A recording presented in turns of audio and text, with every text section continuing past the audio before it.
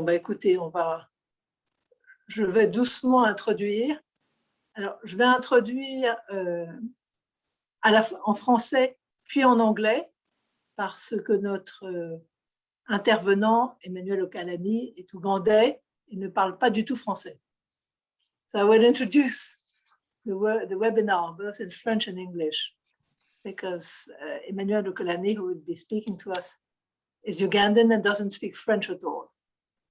So, bonjour et bienvenue à ce premier séminaire sur la confiance entre les scientifiques et les sociétés en Afrique, évolutions et perspectives. Donc, ce séminaire est organisé par plusieurs personnes du GEMDEV. Le GEMDEV, c'est le groupement d'intérêt scientifique pour l'étude de la mondialisation et du développement qui rassemble des équipes de recherche de différentes institutions et universités. Donc, moi, je m'appelle Marie Delattre-Gasquet, je suis au CIRAD, dans l'unité de recherche ARDEV, et je participe au GEMDEV, et donc je vais animer ce séminaire. So, hello, those of you who speak English, especially Emmanuel. So this is the first webinar on trust between scientists and societies in Africa, development and perspectives. The webinar is organized by several people from GEMDEV. GEMDEV is a scientific interest group for the study of globalization and development, which brings together training and research teams from different universities and institutions. My name is Marie Delattre-Gasquet. I work at CIRAD, and I'm also part of GEMDEV. And I will be moderating the webinar. So, before I explain a bit more about the trust, I will just give you a few rules. Premièrement, est-ce que vous pouvez vous inscrire? Un certain nombre d'entre vous l'ont déjà fait. D'inscrire dans le chat la conversation, là, votre nom, votre prénom, votre institution et votre fonction et votre adresse électronique. Cela nous permettra de vous informer des prochains séminaires.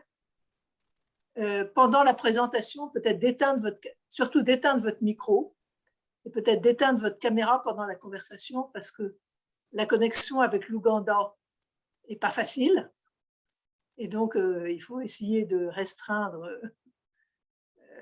ce qui passe sur la bande et puis de lever la main quand vous poserez les questions et puis ceux qui préfèrent ne pas les poser en anglais pourront les écrire dans le chat et je les traduirai. Donc, some instructions for the smooth running of the webinar. So please include your first and last name and your institution, position, and mail in the chat so that we know who is there. Please turn off your microphone and camera during Emmanuel's presentation. It will be a bit sad for him, but it might help to avoid interruptions in the web connection. And later when you ask questions, please put on your camera so that at least Emmanuel sees who is asking the question. And when we go to question, raise your electronic hand and I will pass the floor to you and you can write questions in French if you don't want to ask them in English in the chat and I will ask them in English for you. So just to introduce the conference, the trust between scientists and the different components of societies is nourished by sharing places and moments of exchange, diversity, expectations, and commitments. When these expectations and commitments are poorly expressed or implied, it can lead to mistrust or mutual distrust. In Africa, the scientific tradition is recent and the scientific culture is not widespread. Research was first conducted by scientists from the colonial power countries before universities, but now there are many universities and national research institutions who took over and work in partnership with many institutions from different countries of the world. So in this seminar and subsequent one, the experience and perspective of African colleagues will serve as a basis for discussion. So today we have with us Emmanuel Okalani, and we thank him very much for starting this series of webinars. Emmanuel is a development and partnership specialist at RU Forum. RU Forum is a regional universities forum for capacity building in agriculture. So he will introduce RU Forum, so I won't do it. And Emmanuel is from Uganda. So Emmanuel, I pass the floor to you, and thank you very much. Yeah, thank you, Marie and colleagues. It's my pleasure to be here today to share with you my opinion on the request of Marie on our discussion today. If you will allow me share my screen.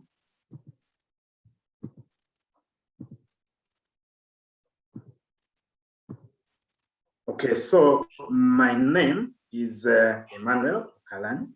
As Marie said, I'm a technical specialist for development and partnerships at the Regional Universities Forum for Capacity Building in Agriculture. And our secretariat is based here in Kampala, Uganda.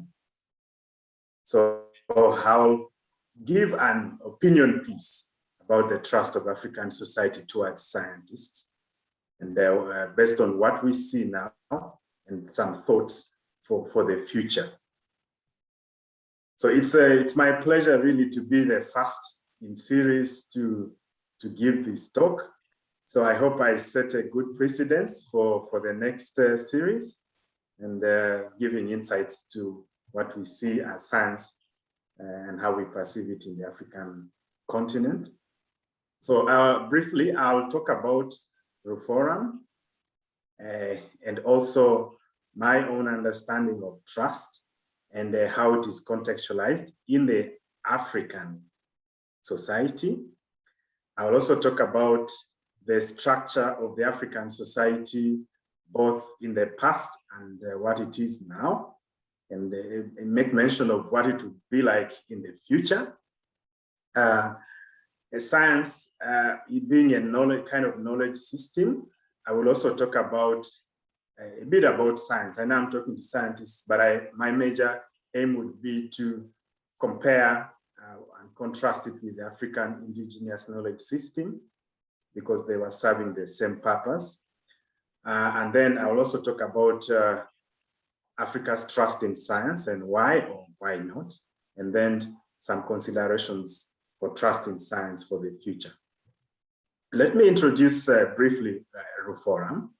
RUForum, as I said, is the Regional Universities Forum for Capacity Building in Agriculture. As you can see in the map, we are a network of 125 universities in 38 African countries. So we cover all the 5 regions of the continent, from east, north to south to central and west. And our secretariat, as I said again, is based here in Kampala, Uganda. Now, our major focus, as it is there in our mission, to strengthen capacities of universities to foster innovations that are responsive to the demands of smallholder farmers. And one of our intervention area is helping universities to have output of impact-oriented research. I just picked out a small bit of our mission. It's a very long statement, which I didn't want to read, but you can have a look at our website. And our objectives are to build synergy of networks of specialization for quality human capital development and strengthening universities and institutions. We also support universities to ensure that their products, processes, and knowledge responds to the needs of the agri-food sector. And we also mobilize resources across the network and allocate them across the universities to improve their development. And as you can see, our major focus is on agriculture. So you'll find that most of the examples I'll give will be centered around agriculture, but sort of drawing a parallel from what else is happening in the other sectors in the continent in terms of deployment of science.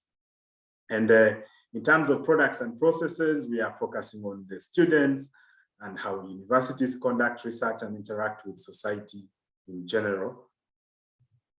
What specifically we do is we support bachelor's training, and that is at undergraduate level. We also support youth entrepreneurship development programs to support young people to develop businesses.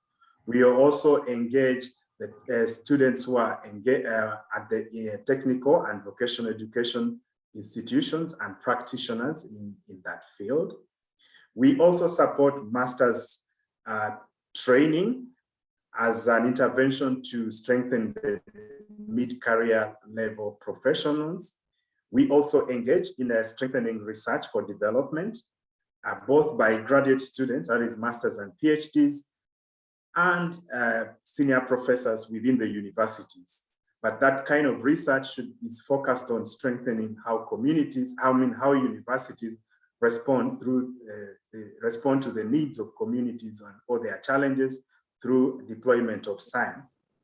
And then the other one is we support training of postdoctoral fellows and also PhDs as research leaders for the continent. And all these activities are enshrined within the continental framework, such as the Science, Technology, and Innovation Strategy for Africa, which is in short STISHA, the Science Agenda for African Agriculture, which is S3A, and the Comprehensive African Agricultural Development Program, or the CADA. So that is what we do, and our core role there is to ensure that what universities do and produce in terms of students and knowledge or innovations respond to the developmental needs of the continent. So in summary, that is what we do as the forum. In terms of research and innovation, as I said, that we focus mainly on agriculture.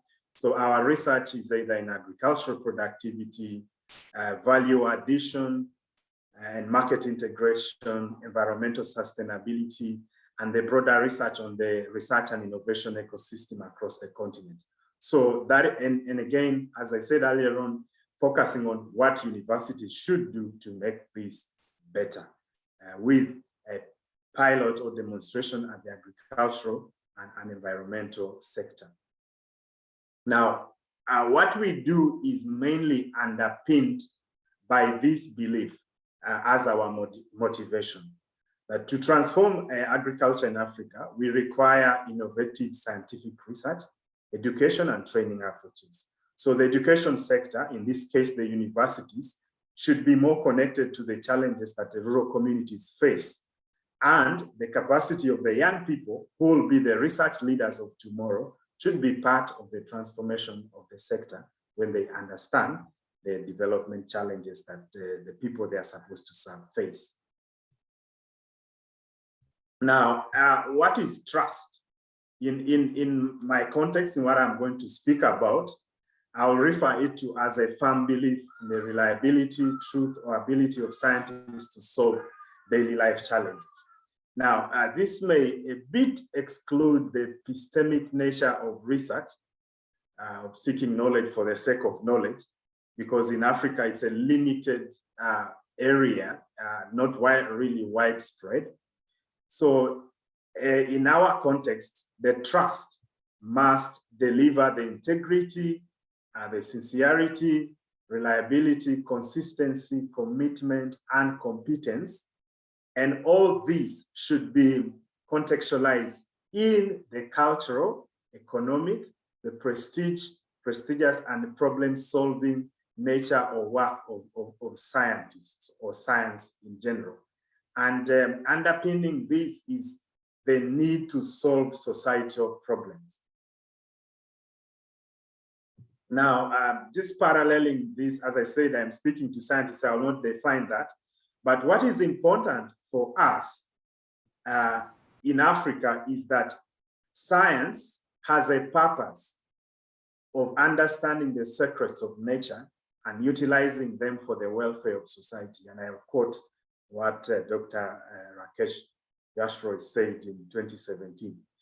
And that is what we see as science. Now, if it is just for the sake of knowledge, knowing and prestige especially, it is less spread. Now, to superimpose that into the African society and the way it was structured initially, we have this makeup of the tribes, the clans, the families, and the relationship within the families and the relatives.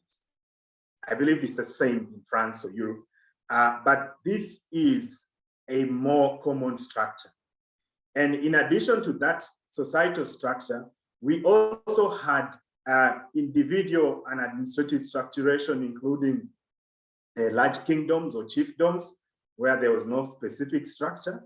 Then we had the ruling elites, the military nobles, administrative officials, religious officials, the traders or the wealthy merchants, the artisans, then the commoners and peasants, and then the slaves. So that constituted society. And the major characteristic you'd see is that it is rural-based with a strong cultural orientation, largely in tune with or shaped by what nature provides. Now, as I said, that in the African system, science and the African indigenous knowledge system are all systems of knowledge that are there to provide solutions or information on the understanding of nature, on how it works, and how we can use that understanding to solve problems. So you will find that my first picture up there is a medicine picture. That is what you'll see in the African traditional medicine and the women who do the art, weave baskets. Now, before you arrive at what you see in those pictures, what we see in the African indigenous and knowledge system is more similar to science in terms of the method and the empirical and the cognitive nature. And it also looked at the natural, how the ecology functions, the biodiversity, the soil, agriculture, medicine, and the pharmaceutical industry. In terms of technology, we had crafts such as metallurgy, textile, basketry, food processing, and building. And then social-cultural spheres in terms of welfare, governance, conflict resolution. Now, you'll bear with me. I'm not looking at the chat, so I hope I'll be able to get the comments later on.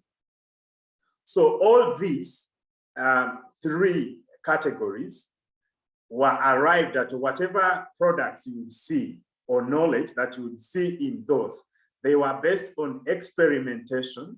They were based on cognitive analysis by the individuals, and which we can see that it was covering all the aspects of society, but also in its entirety, it's more similar to what science, the scientific method, looks at. Sorry, I think my slide was freezing a bit, so you're trying to get it on, but it's not moving. Okay. Now, that was, this was what governed the traditional African society, how they were able to get knowledge to survive, knowledge and technologies to live. But then what we see currently emerging from the colonial influence and also globalization, there has been a rapid change in the structure of society, how it functions, and consequently, what knowledge system is being used. And in this case, there is an increasing use of science because of the influence of the colonialization and globalization. Now, that influence, for example, made a change in the way society is governed. Who makes the policies? How is it led? So then the current leadership or governance system needs science to make policies and effectively govern. Unlike it was the autocratic system in the traditional African society, And then globalization and colonialization also introduced formal education institutions, which basically use science as a source of knowledge or information that is passed to the next generation. And of course, the introduction of research, which uses science and knowledge products. And then the private sector. In Africa, it's largely, as many of us know, that Africa's private sector is largely small and medium enterprises with less use of science and technology. And that would translate into how much they trust. Of course, there might be a trust, but the level of use would have determined how much they are more interested in using. And then we have national non-government organizations which use science for service delivery. And then there is the rest of the society, which is actually the largest in the continent, living in rural areas, who are interested in the products and knowledge. But that level of use is still not as high as compared to the Europe, to Europe or France in particular. But important to know also is that it is much more than what it was in the olden days. Now, where do these two knowledge systems converge in the current era? It's important to know that both systems, that is the science and the African indigenous knowledge system, were aimed at generating knowledge to address the challenges that society or humans face so that they can better exist with nature. And they all seek to understand how nature operates and how best they can live in it, and how they can be able to manipulate it and improve their well-being. But also it helps to satisfy the innate character of human beings of always being curious. And both knowledge systems provided for that. But the two systems also differ somehow. Science is more specific, accurate, and empirically, but the knowledge system in Africa was based on approximations or estimations, and with low level of manipulation of society. So there's a lot of conservation of society, unlike in science, where there is a lot more manipulation. And again, in science, knowledge development is a faster process with the relative accuracy compared to the African indigenous knowledge system, which takes sometimes centuries or millennia, even millennia to perfect. And the technologies in science are documented, unlike in the African knowledge system, which is where knowledge is largely tacit and is passed on either by use or demonstration by the different users. Now, with that diversity, I wanted to share a little bit about which regions in Africa are leading science. And there are many, many indicators, which I'm sure you are aware about. But I chose the leadership of innovation, the Global Innovation Index, to sort of paint a picture of where science vis-a-vis the African knowledge system has been widely adopted. Now, if there is a small text on the left-hand side of your screen that ranked the countries in Africa in 2018, and you can see that the highest is South Africa, followed by Mauritius, Morocco, Tunisia, and Kenya. Now, when you look at this, I want to just point us to on the right-hand side, where there is a 1% there. There is an issue there which we need to consider. It says that Africa's contribution to global research output, even though it is at 16% of the world's population, is only 1%. So it means that the participation of science, the actual participation in science is still very low, science outputs, as some of the indices, some of the indicators that this index provides. For example, they look at the use, the capacity to deliver science, both in terms of human and infrastructure, and investment in research is still very low compared to the rest of the world. and Africa only contributes 2% of the world's global publications every year. So this, first of all, shows us that Africa's participation in science is very low. But then I wanted to compare that with this survey that the Wellcome Global Monitor did in 2018. They indicated that there is actually a higher trust in science in Africa, which is at about 62%. Now, of course, that there's a bit of contrast with the previous slide, but it indicates that people individually have faith in what science can deliver. And as I say, that the purpose of science in the context of the African continent is that it's about delivering solutions to societal problems. So there is a demonstration now from this survey that on average 62%, and of course there is a bit of variation with the lowest being in North Africa. But of course we could think about the conditions of this survey, but in general, there is a higher trust. But then there is a contrast with the deployment of science. Now, we ask ourselves, why is it that there is trust at individual level? As I said, it's about purpose, solving problems. Now, the first issue we see is that science was introduced because of globalization and the colonial era. The increase in access to formal education has made known the value or merit of science versus the African indigenous knowledge system. And that's why many people now believe there is also an increase in existential threats for humankind. For example, COVID is an immediate example that we see the impact of climate change, such as drought and floods. These are life-threatening.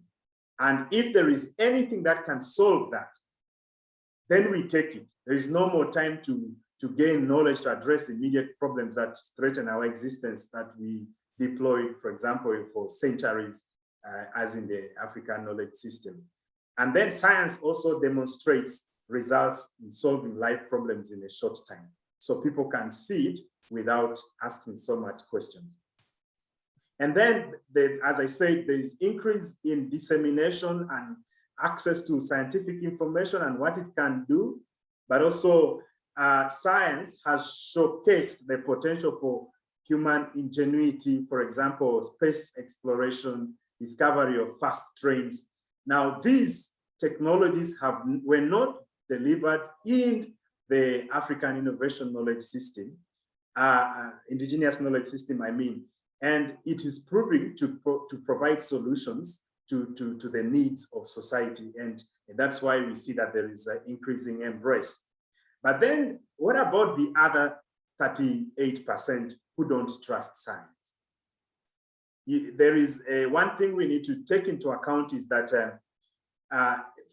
some people view science as a disruption to our cultural identity. For example, working a lot in agriculture, we see that there is a lot of introduction of plant varieties, or introduction of exotic foods.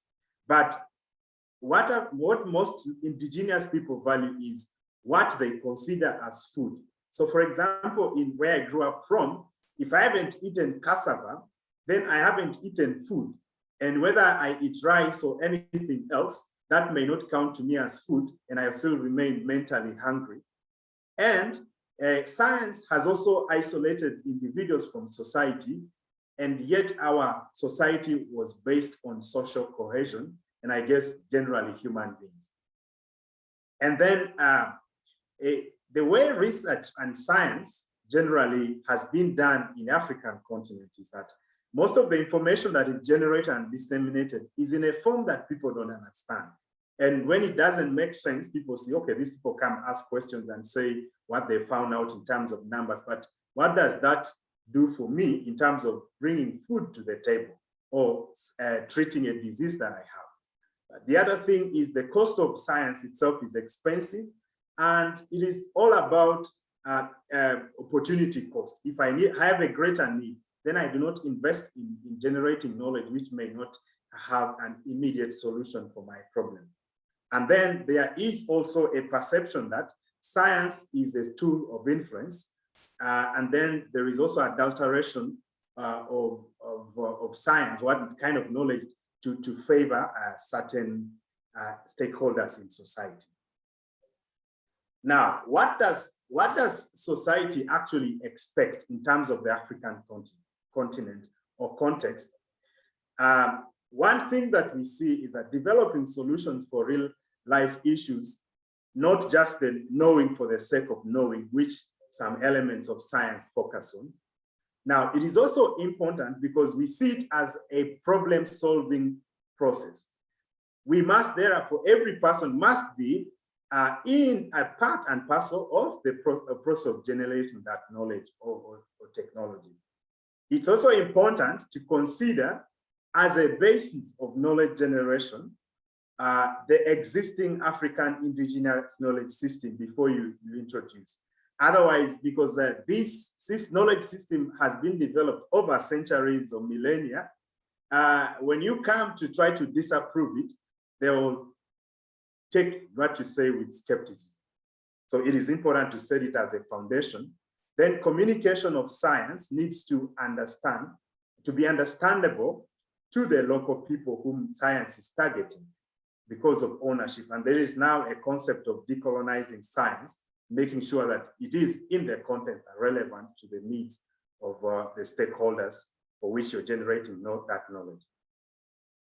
There is also a need to recognize the beliefs and cultural systems. In Africa, cultural identity and belief is an important thing, and it can be traded for technology because some people may be willing to die rather than sabotage or disbelieve their culture or the society they live in. I'll give you an example. I have one slide now remaining. I'll give you an example of how important that is. There is a community in the northeast of Uganda where the leaders in that place told us that there were scientists who were providing climate forecasting information. But the rural community also had their traditional way of forecasting. And before they did, I took up the weather stations that were established there and information provided. They tested them with their own system and compared which one was accurate. And actually they found that the weather station's information was not actually accurate. Theirs was more precise, and they opted not to take it up. And then there was a project that I personally participated in Uganda again, where we introduced in the lower picture there, water harvesting canals and dams for pastoralists. But they actually refused to use them, even though they participated in construction of the watering trough. They actually contributed food and materials and labor to construct, but they didn't use it. Reason being, they believed that the animals were not taking water from the trough because it was not mixed with their traditional soil that they use to bless animals and to make them reproduce. And they also believed that when they mixed animals, you transfer bad luck from one herd to another. And that's why they couldn't take it up, even though they couldn't mention it. And then the other one is about, I talked about food. We have an introduction of banana varieties here in Uganda, which are big in size, fast maturing, but people didn't take it up because it was big and it was not up to the taste of the local varieties. Now, what changes would likely happen if we are to improve the trust in science by the African society?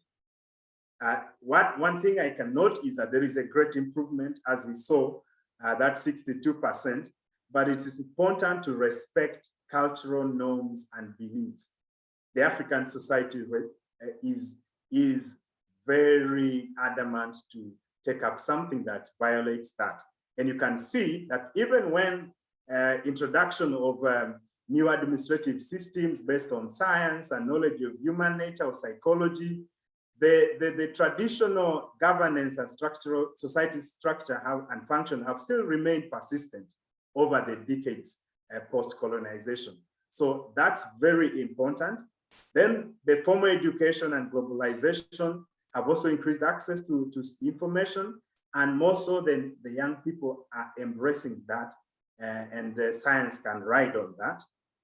And then, of course, society is currently facing existential threats such as climate change, disasters, population growth, which are increasing demand for knowledge at a faster pace so that solutions are generated to those problems. And of course, the value we see is that the young people in Africa are the largest demographic category. And if science can ride on this, since they are educated. And so, and most of this should be easier to do when young people are at the center. And finally, tomorrow's science should be responding to societal needs. Based on Maslow's hierarchy of needs, if you address societal needs, then the issue of science for prestige comes in later on, or even just curiosity. But if science has to be enshrined well in Africa, then it has to first respond to the needs of society. And thank you so much. This is what we do as Reforum.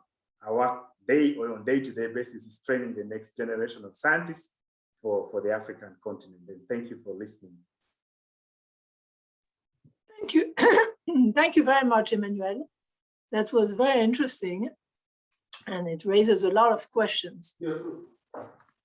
Maybe you can take out your PowerPoint so that we can see you. That would be nice. I'll ask people whether they have questions. Bonjour à tous. Donc, est-ce que vous avez des questions à poser à Emmanuel, parce que après cette présentation qui est extrêmement stimulante et qui nous montre bien à la fois les forces et les faiblesses et voilà, ce qui se passe en Afrique. Antanas. Okay, just a small question. Thank you very much. Very interesting presentation. You see, I'm half African. I've been on many places and projects, including Canterbury in Uganda, which I consider the nicest place in Africa to stay and the safest place. Yeah. My question is, you showed us the map of African countries, and the countries in white means the countries which do not belong to Rule Forum, or what? If I understood correctly, the countries were shown in white. Yes?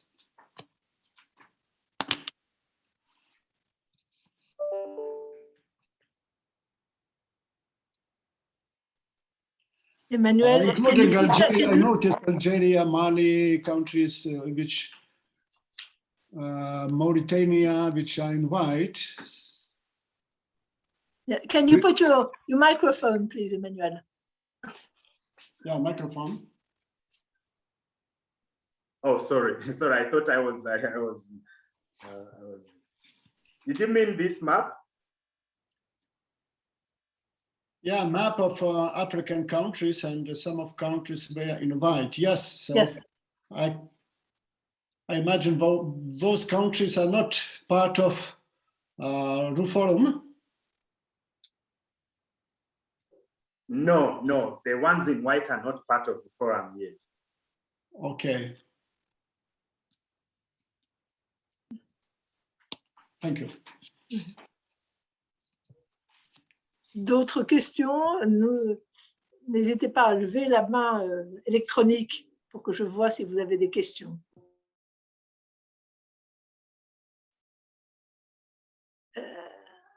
Alors pour le moment, il n'y en a pas. Donc, I will ask a question. You're saying that there's a lot of trust could evolve with the younger generation. Is that true in rural areas also, or is it more true in urban areas? And is it coming from education? And do they have an influence on how their parents consider science?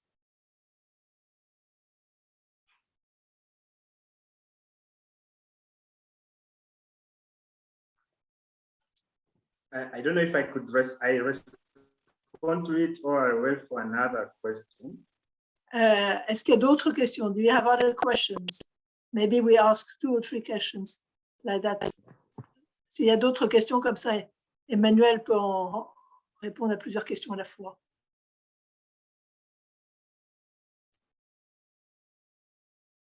I guess people are a bit shy for the moment, so you can try answer my questions for the moment.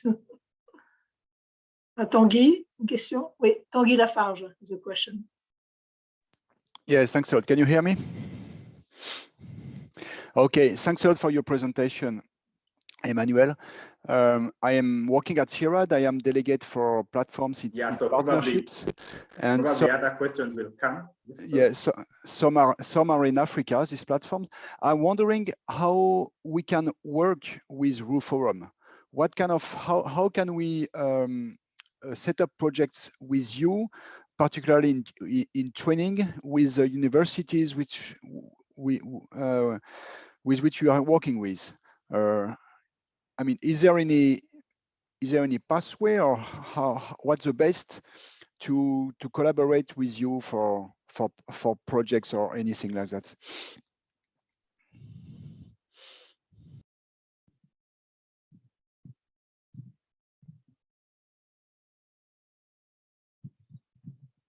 D'autres questions?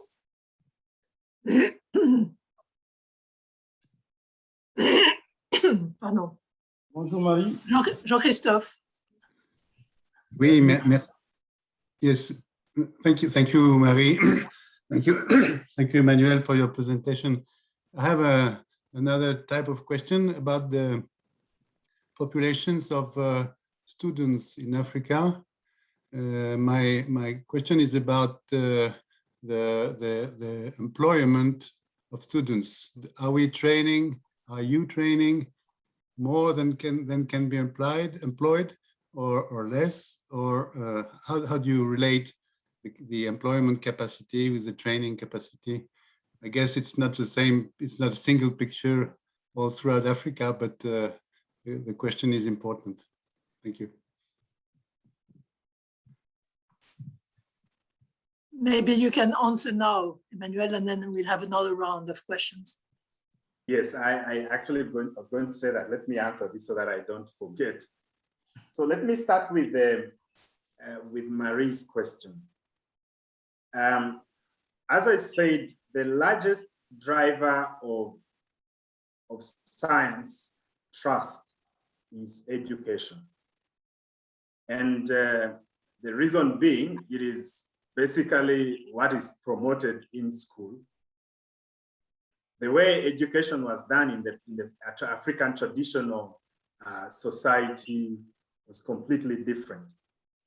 That is the first thing, and it's a yes from my side. Now, the second one is, as I mentioned, the way the world has become a global village. And why it is mainly young people, it's because they are the ones who have access to social media. They are the ones who have access to individuals when they go to school, for example, and they are able to interact with the outside world, both social media and other traditional media, such as newspapers. Of course, those are declining significantly. So they have the access to scientific information. And then, because of the promotion of the values of science, the young people develop this enthusiasm. For example, when you see that someone went to space and they're talking about a NASA astronaut and how they are inspiring young people, so then they also develop that zeal to be like the rest of the world. So that's why the next generation will be much easily trusting science than the older generation. Of course, there is also increasing demonstration of what science can do to the young people, because they understand the language that is being spoken since it's taught at school. So yes, on the second one, and that was on how we could set up programs with the forum. Good enough. With the way we operate is we have a secretariat that is based in Kampala. And as the secretariat, we are the entry point to the wider network. If you're interested, I know CIRAD is more so like it's a research institution. So we do a lot of research, mainly in agriculture, natural resources management. So through us, you can write if you're interested, if there is a project or a kind of expertise in whichever country where we have our members, and you're interested in collaboration in that country, you can write specifically to me or anybody in staff in the forum, and we'll get the contacts. We also worked, interestingly, I've actually worked with CIRAD in the past. There is a project we are working on with the funded by the European Union, and we've worked with Felipe. I find it hard to mention the other name. I think he's a DDG for strategy and programs, something like that. I can't remember his title. Yes. So you can write if you have any, if you really need partnership with any of our members, you can write directly to me or anybody. Then we can link you up with the universities. The question of employment, I must say that when the forum started way back in 2004, actually in 1992, the main focus was to train scientists to populate agricultural research institutions. But as time went on, 15 years now, when we formally became an institution in 2004, the trend of employment has changed, the agricultural research institutions are now full, and many of the students we trained mainly went either to the universities or research institutions, and those universities or research institutions are no longer taking that number of students who are able to train. And that is why we had to make a shift in one of our activities, and that is a focus on building entrepreneurship capacity. So it is no longer just science for science, but science to produce products that will transition into business. And that is the message we are preaching to our member universities. Whatever research you do it knowing that it's not just for the sake of publications. It should add value in terms of knowledge and products to the communities that you're serving at national and continental level. And in terms of numbers, I can't remember offhand now, but the unemployment rate in Africa is still high. And that's why we are trying to shift and push our member universities as it is being done in other countries, like in France, for example, Europe generally. Product development is playing a critical role in development, and we want universities to be at the center of it. Thank you. Thank you, and over to you, Mary. Thank you. Are there other questions? Yes, I'll have one. Jacques. Jacques. Thank you, Emmanuel. Thank you for your presentation, which was very interesting.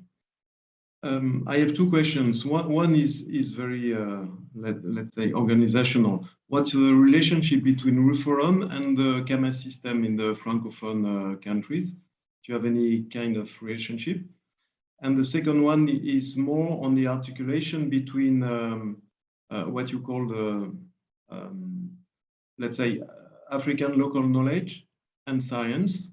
How do you see that in development? We can see that sometimes, not every time, but sometimes you can have poor science, which leads to good or safe solutions. And on the other hand, you can have very sound science, which leads to poor solution for the people. So how to articulate the room, the role, and the weight of local knowledge versus academic science, let's say, in practical way when you're a scientist working in Africa?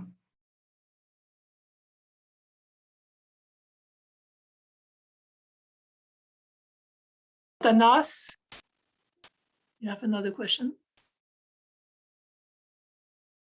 Put your microphone, please.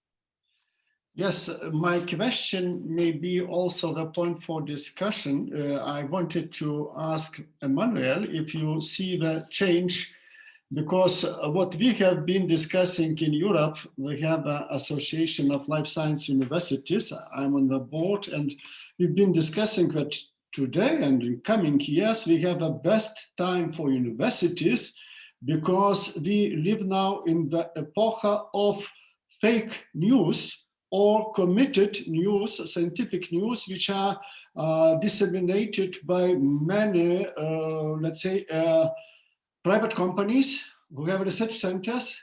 Actually, they are committed to the products. Let's say producers of fertilizers. We organize a lot of seminars, seed producers, etc., and a lot of fake news coming also from different countries. And it makes people confused, and they now look at universities asking, do you have the scientific truth? Who has the scientific truth? Universities. Do you see the difference in Africa, that situation is changing now, and people more and more, I mean people and businesses or society is looking back to universities to ask for the scientific truth, or to trust more university?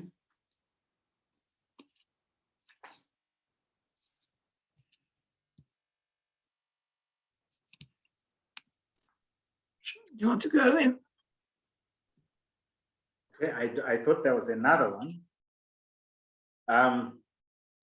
Thanks. I think the last two questions are quite interesting, and they've been a basis of debate for us as well at the Forum Network.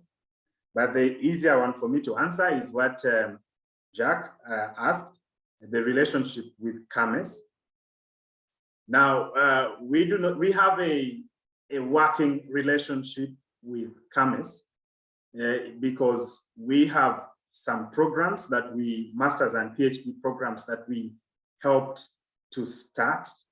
And we also support students. So we mobilize resources for funding to fund graduate training in some of our members in West Africa. So because they manage the certification process of higher education and quality assurance of higher education in Africa, we work in collaboration with them.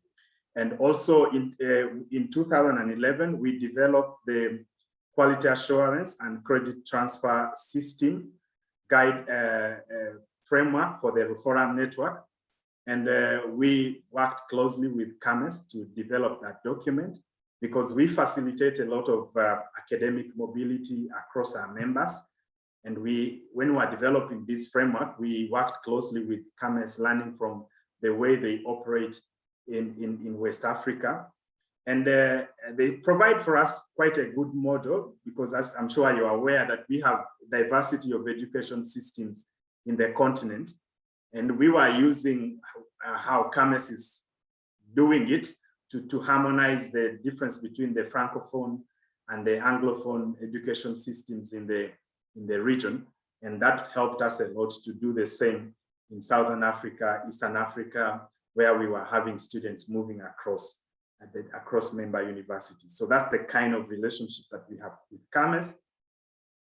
And it's good. And whenever we have training discussions around academic mobility, they are always a fast-go partner in West Africa.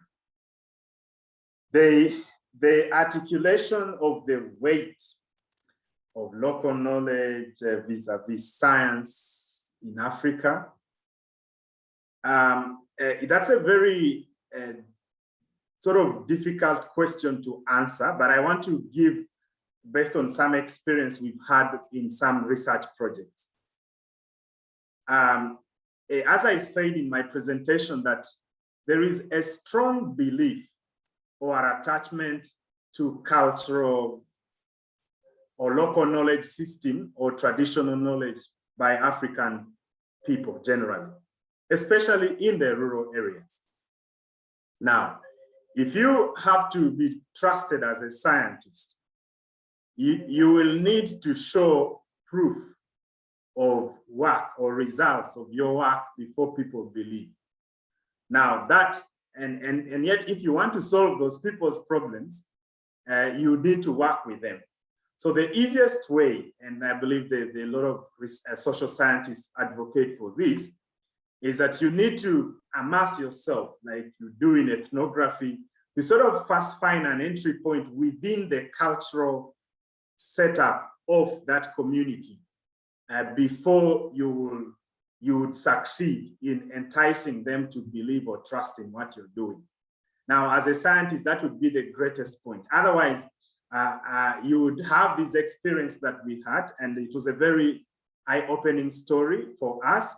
When we were working in this community, we applied all the participatory approaches to engage them to be part of the design, problem identification, design of solution. But because it was anti or antagonizing their cultural beliefs, they even participated, gave their resources. But when it came to the use, it was completely different. We've only found out from the children who told us that, by the way, when you are not here, those people don't use that watering trough, the dams that you've constructed, they prefer to use theirs. They even make it when you're not there and remove it so that you don't question them. And then, interestingly, we provided a generator for pumping water from the dam to the watering trough. And they actually decided to say the generator doesn't work. They put sand, that's the unfortunate bit of it, into the fuel tank, and the generator stopped working. And they deliberately did that. Now, that was surprising to me as well, but it was sort of an eye-opener of how important, if we are to make science valuable for them, how important it is to use their cultural beliefs and traditions as a starting point. And then from there, it would be sort of a validation of what they already believe. Or if it doesn't agree a little bit, you tell them that this is where yours is lacking, and you take up science as a solution. The last question was a bit of it's what we are experiencing now, and the quickest case that I have is the COVID-19 vaccines and the issue of new varieties in agriculture.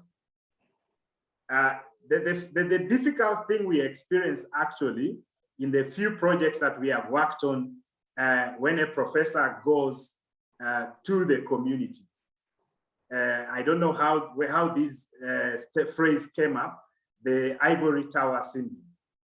Actually, people, the rural communities believe more people from the research institutions more than professors, because they think these guys think they know, and they always come here to tell us what to do.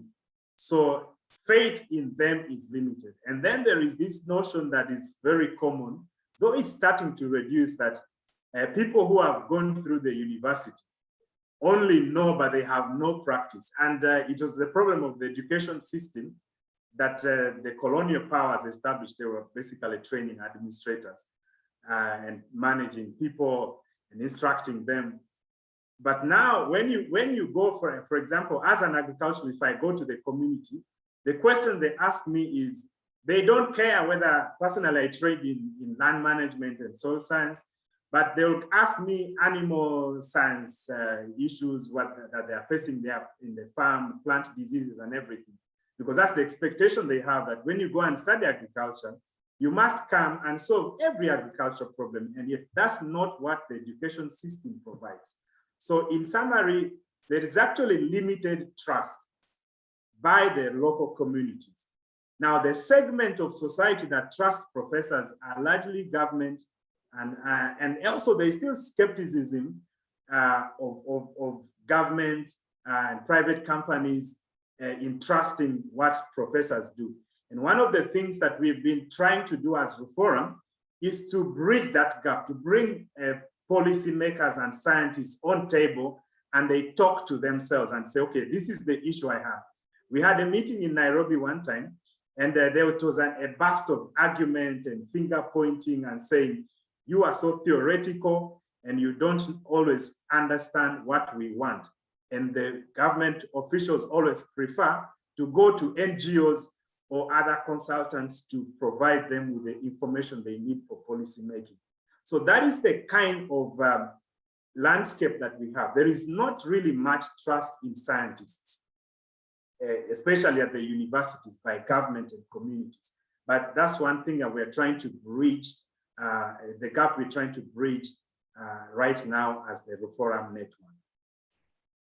And sorry, I forgot to mention what Marie asked about who has access to education.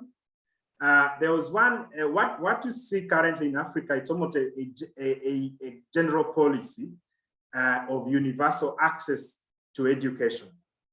Of course, there's been changes in which level.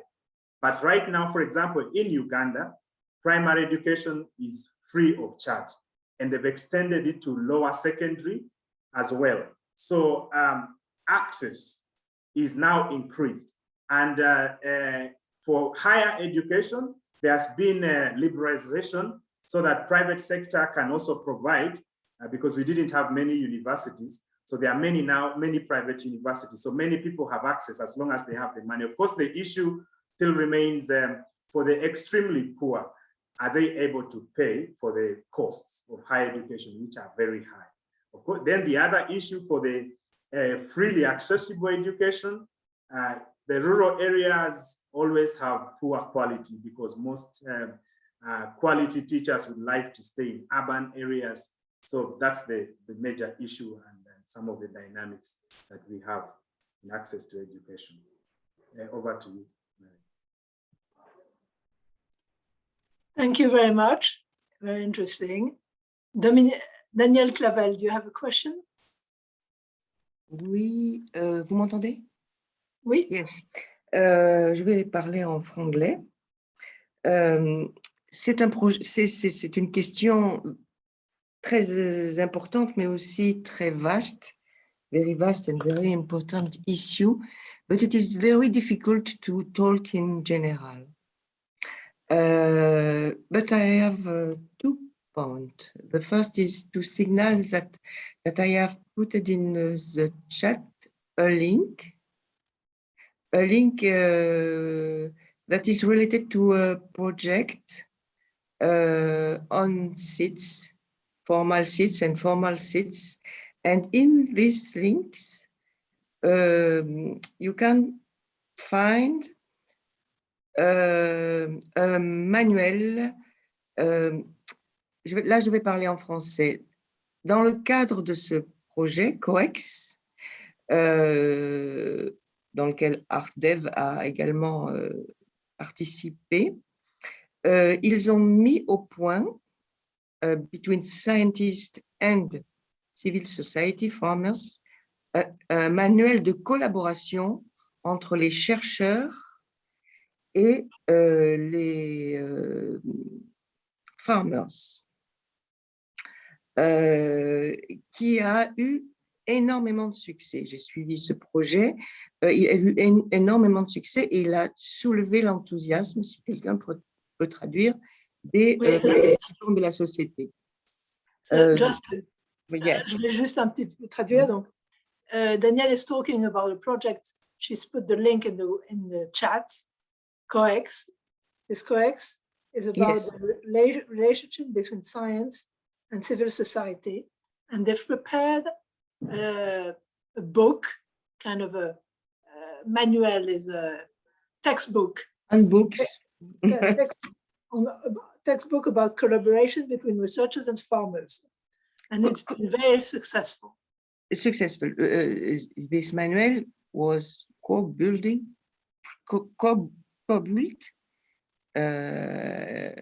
by first scientists and the participants to the project.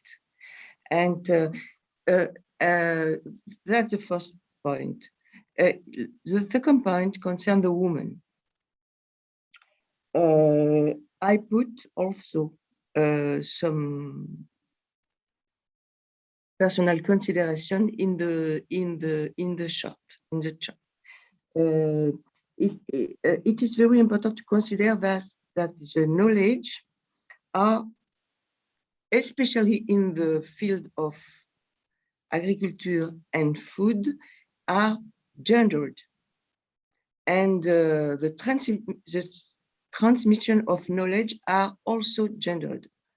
But women have very low access to education and very low time to dedicate it to product output of science. And this is very important when you construct inquiries. For example, 61% of people are considered trust the science, but in this 62%, how women, men, it's very difficult to comment dire, to think about this only, de réfléchir à partir de ce seul chiffre. It's difficult to think only about the 38% figure. Yes. Voilà. Thank you very much. That's really on the role of women. Especially considering the woman, but there are also experience of each people en relation with the science, with the scientist. They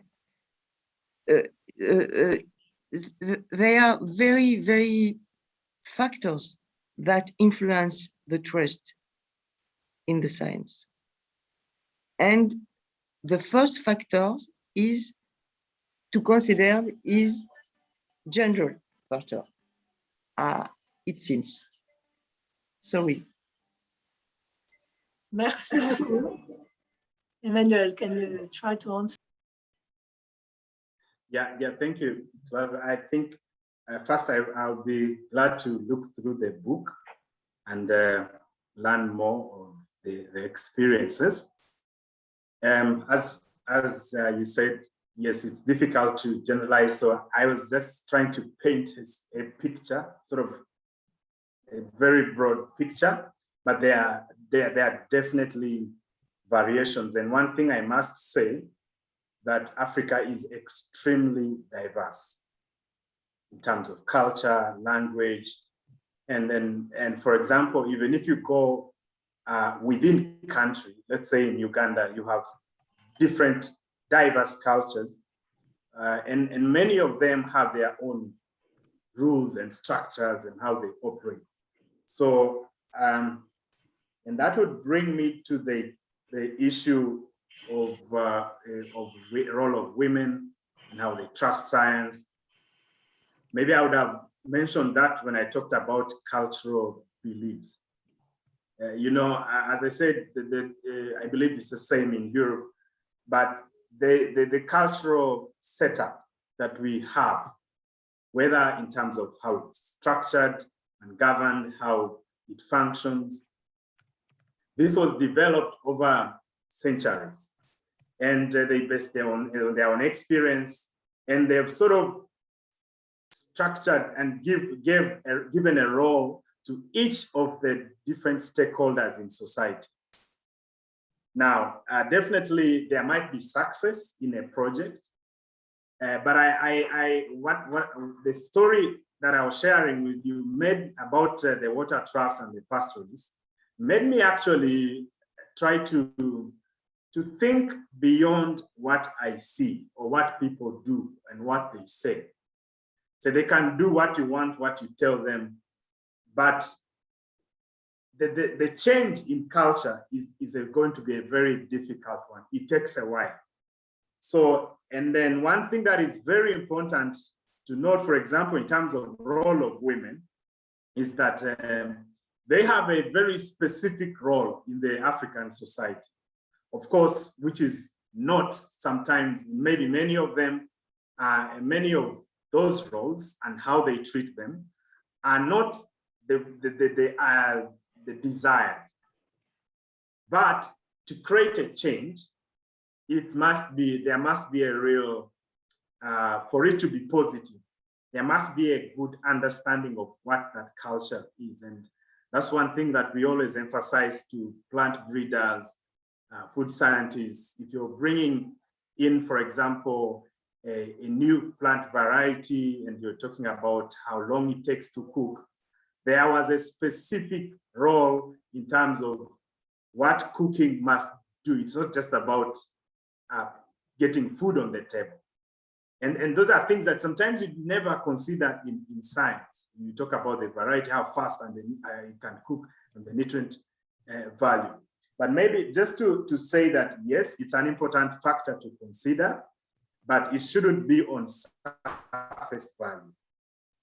What you see, because there are projects, for example, that we've implemented and where the focus is women, and the men actually allow them to come. I believe you've heard about these testimonies in many other places. They allow them to come and you have them in a savings group. But when they go back home, they submit to their husbands and hand over everything. They never have any decision-making power.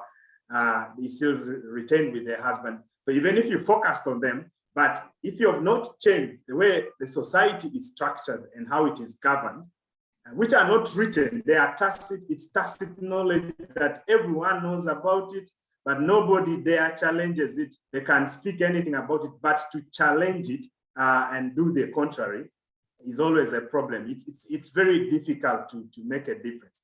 So I fully agree that while it is important to consider to make sure the gender is the detail or the depth of consideration should be the priority, because what you see on the surface has an underlying strong attachment or determinant of what you see. And then for sure, yes, the different people have different experiences, and as we say, Africa, we are so diverse. So maybe a certain group of people trust science, like I've said, based on interest. If it solves their problem and it doesn't easily antagonize the culture, it will easily be trusted. But if it can even solve a problem, but if it antagonizes the belief, then you need to first need to know how to take care of the belief within the science solution. Otherwise, it will have challenges. I hope I've provided some response. Very much so. Thank you. Est-ce qu'il y a d'autres questions? Moi, j'ai une question. You're saying that the society and the culture is very important. It seems to us that there's a change in the rural societies, and people are less, well, people used to be self-sufficient, and now the market is taking a greater role. And people not only produce for themselves, but they also produce for the market. For people in cities, that's especially true probably in West Africa, but also in Eastern Africa and Southern Africa. Does that make a difference in the trust between, or could make a difference in the trust between science and society? The fact that the society is more, rural society is more involved in markets?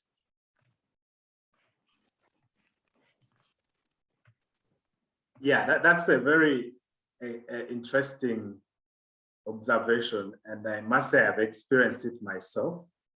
when I was growing up, let's say in about 20 years ago, selling food was a very uncommon thing. Now, the challenge, as you've said, that the trend is changing. Most of the things are becoming commercial. And of course, people have different perspectives on what could be driving the commercialization. But in the agricultural sector, what you commonly see is that people are not able to produce, as you've said, they are no longer able to produce what they eat, or what is produce enough to eat. Because the major issue is if you can meet the basic needs of food, shelter, health, and clothing, you're sufficient. You don't need anything else. But the challenge that we have started to experience, one is we have the population has increased, that we no longer have a luxury of having enough land to grow everything. And secondly, I've also seen personally, the land that we used to cultivate has degraded significantly. So you don't no longer get the same yield as in the past. And you see our customary or land tenure system is about further handing over land to the sand. So there's a lot of land fragmentation. So you have a smaller piece of land. So you are forced to buy food to eat. And of course, now that there is demand, people then go and grow what has market, because you need money to buy what you don't. Now, in the process, there is need to produce more to meet the market needs. And that is now driving the need for science. So if I can get varieties that can grow faster, that I can sell, the better for me. If I can have access to fertilizers and pesticides and other external inputs to help me produce more with my smaller piece of land, the better. And that's where science comes in. Of course, there are sometimes, even when they don't trust, they have to go for it, because we never used to use pesticides before. But because of the situation now, we have to, not because we want, but it's a necessity. So their science definitely has a role. So they have to trust. So as time goes on, as the need and the use continue, then there is now a bit of trust. So that is growing actually with time. But of course, the setback that we see right now is that if there is a conflict between culture and science, unless it's really life-threatening, usually people easily fall back to their culture. But of course, there are other challenges like climate change. Now that based on our traditional knowledge, we knew when rains would come, so you'd start to prepare your land earlier, maybe 2-3 weeks earlier. But now, unfortunately, we can no longer tell easily by seasons that we knew. Now we have to sort of try to rely on weather forecasts, which are sometimes not accurate, and then have to think for irrigation because we no longer have enough rain. So all these existential threats are actually pushing, forcefully creating trust between science and society. Of course, that's to the traditional level. I mean, the rural communities. The same is government, because they have to serve society. So to help them serve them better, serve society better, then they need this information so that the people can trust them and believe that they are actually helping them provide information, for example, for weather, helping them access external inputs. So yes, science plays a role in all different segments of society. Thank you. I'm looking at questions. I can't see any. Atanas? Atanas. Yes, if I may, also question for discussion, maybe, Emmanuel. Don't you think that in many places, in many countries in Africa, the inputs are too much subsidized, too heavily subsidized? The governments subsidize inputs, or let's say concentrates as a fodder, but they do not subsidize the investments. And that is not as much sustainable as to invest into technologies, but also a challenge for researchers would be investing in technologies and working for technologies. I was a member of panel for evaluating special program for food security in different African countries going around. And we noticed, speaking to farmers, speaking to women, which in many places are responsible for agriculture. Yes, we noticed that. Also, you talked about the trust of private sector to use the scientific results. We have a success story in Mali. Quite recently, 2 years ago, we completed a project in Mali. It was the Lithuanian Development Cooperation Project. We brought by the project, we brought the demonstration equipment for hydroponic food production. But we didn't give it to demonstration farmer, but the farmer, he contributed 50% of equipment cost. And we installed on farm kind of demonstration site, and himself, he was interested in attracting other farmers, also other association members, to look at how he can produce green fodder let's say in the premises, and saving water, saving inputs, saving energy, etc. And in a dry period also. So that was, I would say, the success. I understand it's not easy to engage local businesses or local farmers to contribute to kind of in the project to the investments into innovations. But do you see that also as an issue which could be addressed, or which is in many places? Yeah. Thank you very much. Okay, thank you, Antonis. And yes, I believe, let me start with the first question, the issue of subsidies. Yes, there is, I think the most prominent example that we know is the issue of Malawi, where the government provided subsidies for fertilizers. And then there was this very high production, and then there was, farmers couldn't have anywhere to sell. Of course, that was an issue for the people who are supplying them. But what I must say is that, interestingly, not many countries have done that. There's a bit of work in Kenya where government has tried to do that, make fertilizers available because there's that need. And of course, the case of Malawi, and the use is varied across the continent. But maybe one thing that I wanted to say that relates to your last question is that this is again a very personal observation, that the issue of commercializing agriculture and making it work as a typical market economy is it will take a bit of time to run. The reason being, if you look at the initial setup of the agriculture, of the African society, it was purely a social society. As I said that in the beginning, that selling food, it was not a thing of a cultural value.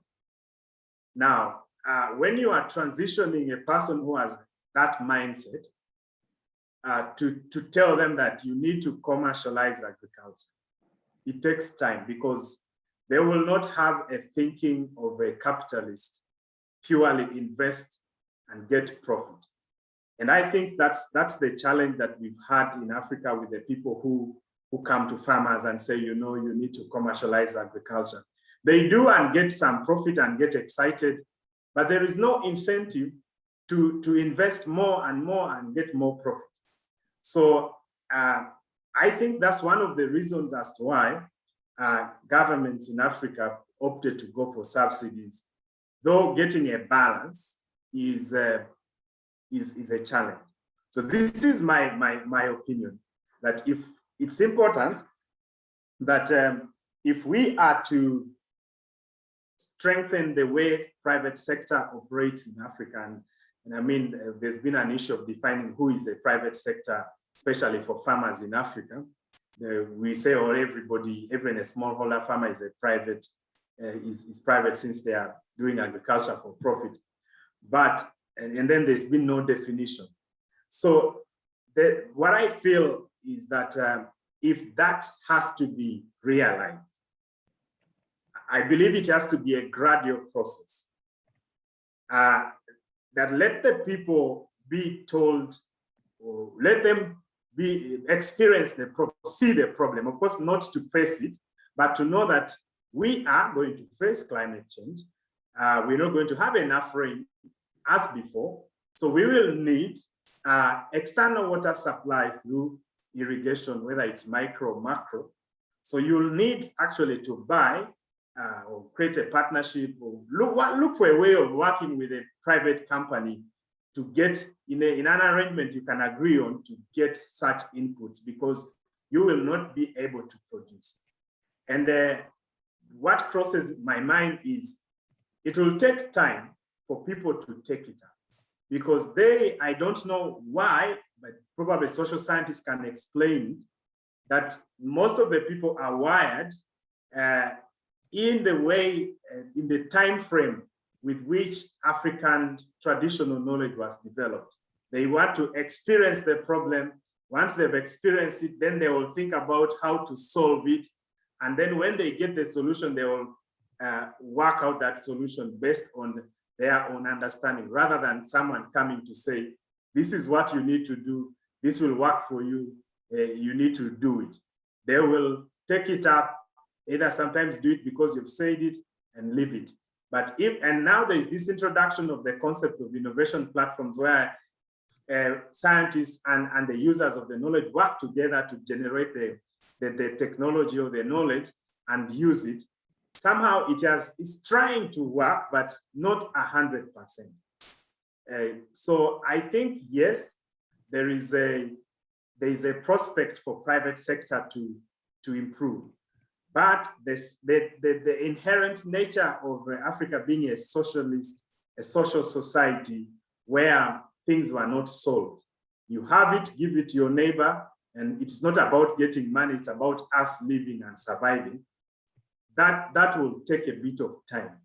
And I would think that it must be allowed to evolve rather than impose. Thank you. Thank you very much, Emmanuel. We've reached the end of this webinar. It's been really interesting because you've given us examples and you've spoken from your heart about what you see in different countries. And really, we thank you all very, very much. Just to say that there will be a second webinar on November 9 at 1:30, and it will be Dr. Alioune Fall. Alioune, are you here? Can you show me? Alioune Fall is the former director of ISRA in Senegal, and he's chairman of Farhan and GIFAR, and he will speak about his experience. And so we will continue, and we hope you will stay with us. And thank you very, very much for your experience. Thank you too, and it was a pleasure being together with you, and I hope to continue the conversation. And Antanas, you're most welcome again to Entebbe. It's actually a very, very beautiful place. It's as good as you left it. So we'll be glad to see you again, and good to see everyone. Thank you, and we'll be happy to have you in France when you come. Thank you So I very hope much. so. Thank you. OK, bye-bye. Bon, elle est Bye, partie. bye. Non. Au revoir à tous et merci pour votre participation. Et puis donc au 9 novembre,